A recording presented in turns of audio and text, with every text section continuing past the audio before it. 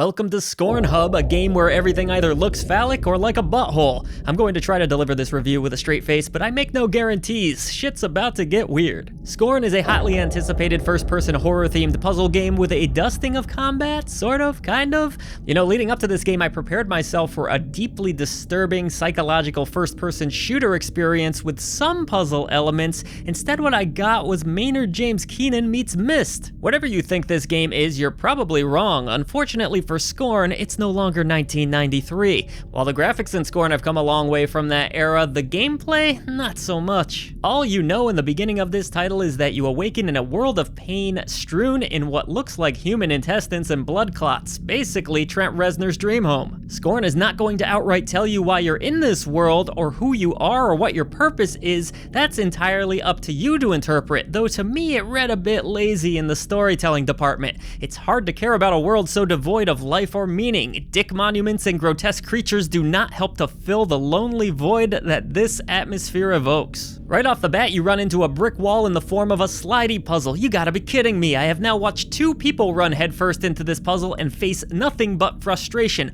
I'm not sure where the idea of opening the game with a frustrating puzzle came from, but it definitely kills any early momentum the game could have potentially built. I hate to say it and be all negative, Joe, but this puzzle sets the tone for the rest of the game. Long, winding corridors that all look identical, counterintuitive puzzles, and underwhelming combat make Scorn read less horror and more frustration. It's hard to be afraid when you're angry and staring down a phallic contraption or prodding a butthole. Yeah, that was probably the most exciting part of my gameplay. And you know, from a distance, I can see what the developers were trying to achieve with Scorn. The goal was to create a highly atmospheric, hopeless, and forlorn world with brain-tickling puzzles and combat. Reality, unfortunately, is not so kind. The puzzles in Scorn are not always difficult, though some took a few attempts to understand, but they do wear you down and slow down the experience. Combat is an equal slog. You start with a weapon that's just really a weak prod thingy, and it's annoying to recharge it. You take damage for no good reason because it's so slow. But let's try to be positive for just a moment. Since Scorn isn't all gloom and doom, the art direction is incredible. The grotesque environment and often disturbing creatures you encounter do look quite impressive.